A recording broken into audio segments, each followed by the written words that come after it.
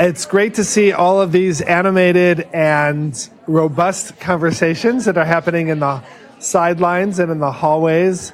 I know that everything we've heard this morning has been incredibly stimulating. But I'll ask you to go ahead and take your seats. And because we are really trying hard here to stay on time, and yes, you can grab your laptop and whatever else you want from there. This next session is entitled Addressing the Challenge of Patients with Comorbid Substance Use Disorder and Serious Illness. And it was an area that obviously is important because it's already come up in the questions and people have already been asking about it. And so it's something we really wanted to make sure we consider. And what I'd like to do is we're going to start again with a patient-clinician story. As you see, we've really tried to root these into real-life experience. And so we're going to show you a video to start with. And then after that, we'll have the panel, and I'll introduce them.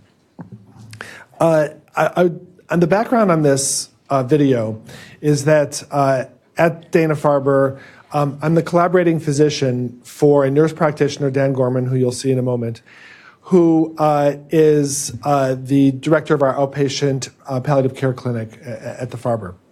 And what that means as a collaborating physician is that every week we sit down and, among other things, I have to review and sign off on all of his opioid scripts for the week.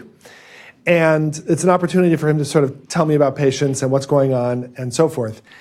And we often talk about treatment modalities and what's going on. And this is one of the places where I've heard these kinds of issues around tension between these two problems. And there was one patient that kept coming up on that list, and that we had many, many conversations about. And her name is Kellie Vye. You'll meet her in a moment. And when we were going to be doing this conference, I thought, their story felt to me so emblematic of the kinds of issues that we run into in this space. So they were both unbelievably gracious to be willing to do a joint interview. This makes both of them quite vulnerable. And so I just want to, ahead of time, express my extreme appreciation and gratitude to both of them for this. And you'll see this story. So we can roll that.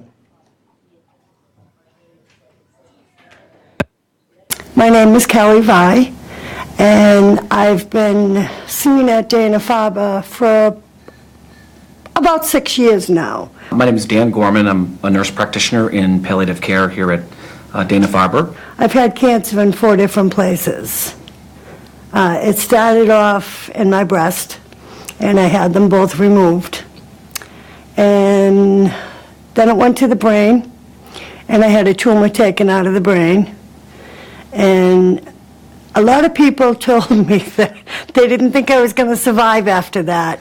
But funny, I was up laughing with my brother an hour and a half after I got out of the recovery. So that was good. And then they found it in my liver, in and around my liver, which is still there. And then I have a tumor on my spine, which is still there. I'm feeling a lot more pain now because he took me so down off the pain medicine. So I'm feeling a lot more now than I ever did. And some days are real tough. The first 3 hours of the day is terrible. Yeah. My legs feel really weak. Not so much pain, but just weak. But like for the past maybe 5 years, I felt like I have a belt on that's too tight. The pain goes all the way around. And yeah, sometimes it's tough. I've had 3 friends already in the past year that I've lost to cancer. And I feel it's because the minute they found out, they were dying of it. I'm not dying of cancer, I'm living with it. So it's actually interesting because when I met Kellie, I knew a little bit about her history, and she was pretty connected with my predecessor, and whenever someone is transitioning from one person to another, particularly when there's sensitive issues around, managing opioids, I think it raises anxiety for probably everybody involved. And I'm sure Kellie probably was like, who's this new person? Can I trust him? I had a relationship, now I'm meeting someone new. I have a history.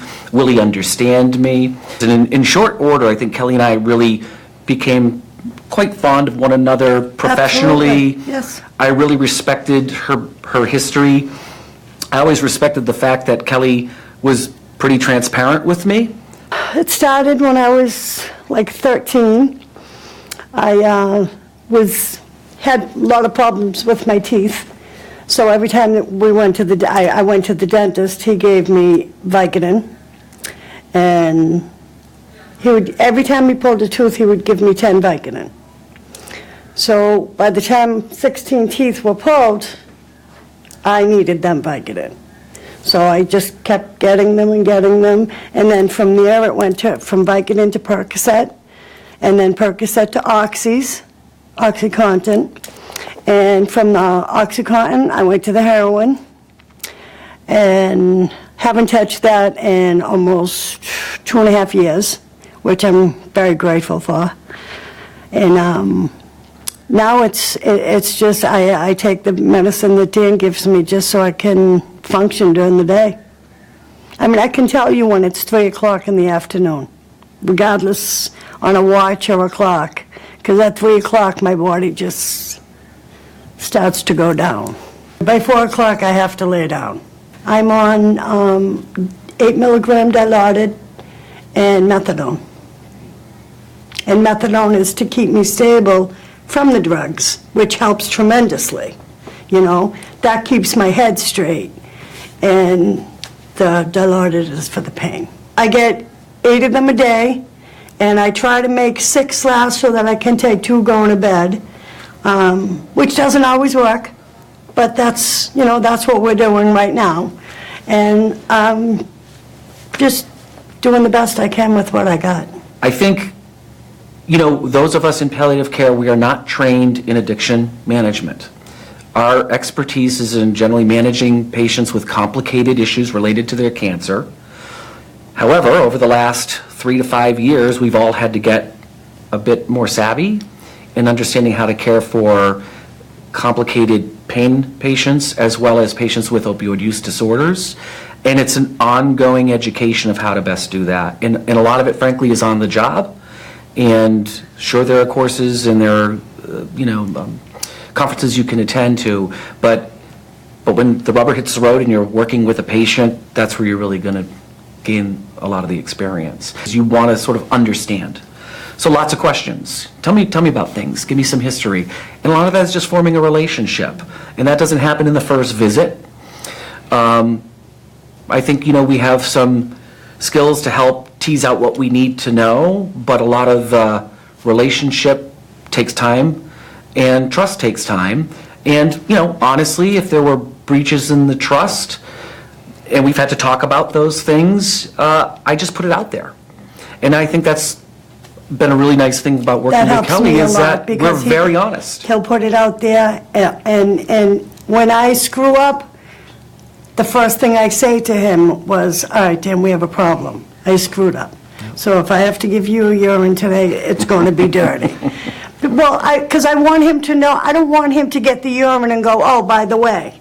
No, it's not by the way. I screwed up, and I want you to know before we do this. I've screwed up a few times, Dan knows. I've done cocaine a few times. But no, I know in my heart I will never touch the heroin again.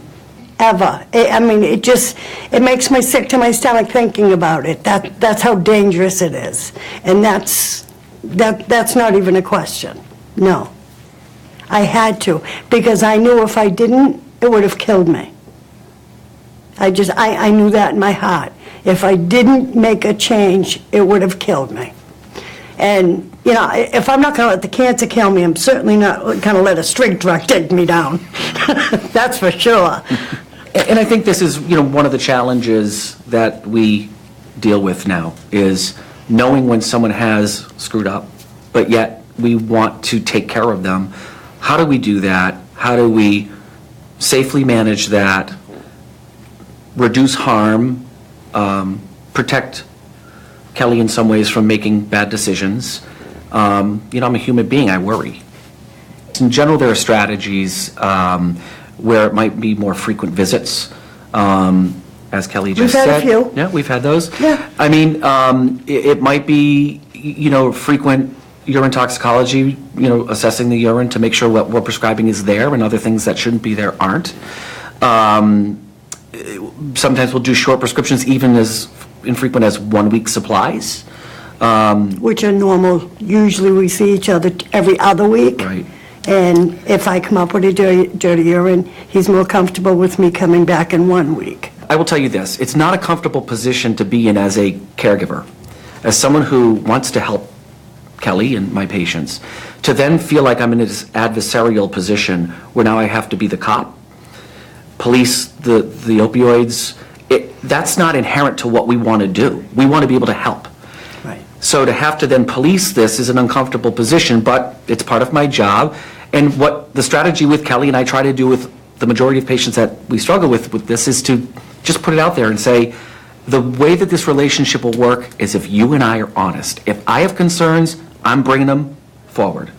If you have concerns or you need to tell me something, I'd much rather hear it, because ultimately I'm probably going to figure it out. Neither of us really want to see that happen. No. I think we're both vested in wanting to help Do the right thing. and do the right thing, because it is hard. And, the last thing you want to do is either harm someone or, in one way or another, you give them a prescription they shouldn't have, or you're holding back because you're worried and you have concerns and you're under-medicating someone. So there's this dilemma. And I think that weighed on me a lot. I think there were patients that were extremely challenging. I didn't know if I had quite the skill set to manage. I've had some great mentors, some wonderful advice from my collaborating physicians. And ultimately, at the end of the day, what I've learned is that sometimes through having to be tough, in a way, I'm actually helping more. The people who really need them are suffering because the people who don't need them are abusing them. Mm-hmm. So it's like being taken away from everybody instead of just those who don't need them. Yeah. And it's because of the opioid addiction. It's not anything that one doctor or one nurse is doing. It's just because it's so out of control that I feel, and that the people that I know feel the same way, is everybody's paying for the people who are out there abusing them, dying from them. But sometimes I think they take it too far, and instead of taking them down or taking them slow, that's it, you're done. And that becomes very difficult for people, because little do they know, that's just forming another addict who's going to go out on the street and use because the doctor didn't give them what they needed, or was giving them what they needed and doesn't get it anymore. But I think the pressure on providers as well is different now. We were taught and grew up in a culture where pain was the fifth vital sign, and pain is subjective, and no one can walk in that person's shoes. And in how we were trained to manage pain, there was really no limit on opioids. You just kind of kept going until you reached hopefully a therapeutic point, and then you reassess. Where I think now we've learned that the risk of addiction is much higher than we thought it was. Even in cancer patients, it's much higher than what I think industry 20 years ago said it was. I think there is physiologic dependence that happens much more than we probably thought it did a long time ago. I think with some of the longer acting opioids that came out, there was this thought that, oh yeah, there's no addiction with these. These long acting OxyContins, for example, are very safe. And what we learned is they can be abused. I think it's better in that we're talking more openly about it. Within our group, we share a lot of our cases. We, for example, every morning we have a huddle where we just run our list, and we sort of share in terms of support we might need. We are now having a monthly rounds with our psychosocial oncology colleagues to get some expertise. As we know, opioid addiction and mental health can sometimes be very intertwined, and we need some support with that. So we're trying to form some tighter relationships with those colleagues. We've started to engage more with the addiction medicine service at the Brigham. We've had them come to some of our staff meetings to talk to us a little bit more about this. So I think we're trying to gain more resources to help us and be better equipped. I think overall, the awareness is so much higher. Oh, yeah. That I think we're all much more sensitive to this. And to Kellie's point, I think that, we have to be careful not to swing so far the other way that people really who are having legitimate pain we're not caring for them in the right way because we're worried. We'll continue to work together. I'll continue to hold her accountable. Yep. And she knows that, but the journey continues. And I've told her many times, like, listen, I'm in your corner. I want to help you as best I can. So. And a lot of times, I'll be honest with you, when I go in to get my medicine, we have more of what's going on today. Oh, what went on all week? Is everything okay? And when I tell him that, I leave the office feeling a lot better than when I came in. And to me, that is the world. I just want to thank Dana-Farber in itself, in the whole, for helping me, because I don't know that I'd be alive today if it wasn't for them. I don't think without them I'd be where I am today, and I am so grateful.